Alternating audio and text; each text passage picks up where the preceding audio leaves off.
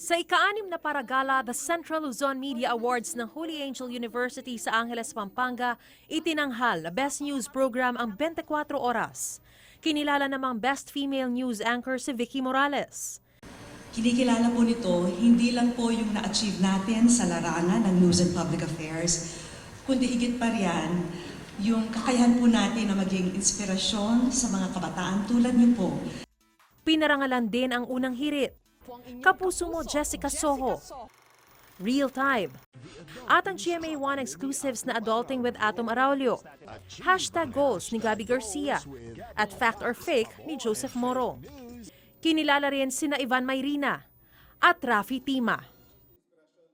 Ang paragala ang pinakamalaking student-based award-giving body sa Pilipinas. Muli ring kinilala ang Kapuso Programs at personalities sa ika-13 Gandingan Awards ng UP Los Baños.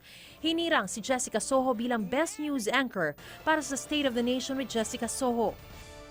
Pinarangalan din sina Atom Araulio, Doc Nielsen Donato at Doc Ferds Resio, GMA resident meteorologist Nathaniel Cruz, AHA Animation Originals, Reporter's Notebook, I Wonder, Docu na walang Only Rice, Kapuso Soaps na Asawa Ko Karibal Ko, May Special Tatay at The Clash.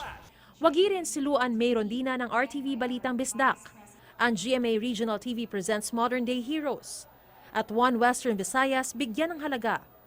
Sa radyo pinarangalan si Ali Soto, Papa Dudut, Barangay Love Stories, at ang I Am Ready sa Double B. Ang Gandingan ay ginagawad sa mga programa at individual na nagbibigay boses sa mga isyong pangkaunlaran. Mariz Umali, Nakatutok, 24 Oras.